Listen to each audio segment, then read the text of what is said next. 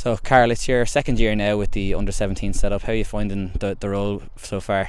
Yeah, good. So this is, as you said, the start of my second year now as head coach of the 17s. Before that, I was a coach of the 19s, and before that I would have been an assistant coach with the 17s as well. And then obviously we have a big link with St Kevin's, and that's probably where I started my coaching journey, would have been with the younger teams in St Kevin's boys. And there's probably 2 or 3 players that I would have coached at under 9s that I'm now finding myself coaching in the last couple of years at under 17s. So it's nice to see that progress and that pathway there. Yeah, I suppose you're ingrained in the process. To see, you've been able to see the progress of players from the 17s through to the 19s. You're probably losing players for your own team, but it's good to see the lads getting that opportunity with the older squad. Yeah, absolutely. And I suppose as 17s coaches, it's our job to progress players on the pathway, whether that be if they're ready to progress early. So you probably see that now in the 19s. I think there's 5 or 6 players that are young enough to play in the 17s, but they're ready to play 19s, so that's going to benefit them a little bit more. So at this club, if we feel that we can push players on early and they're ready, well then we'll do that. We won't hold them back just for the sake of them playing at 17s.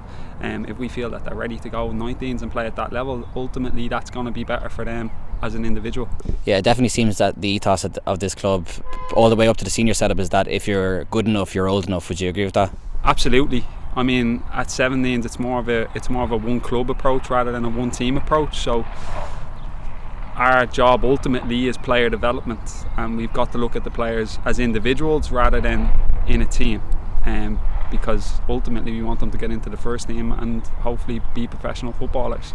So if they're good enough, we'll progress them on. We won't hold them back. And there's definitely been certainly international recognition for some of these players that are coming through the system now recently as well. Yeah, so if you look at the Ireland under-16s team today that are playing against Serbia, 3 of the under-17s current group have started.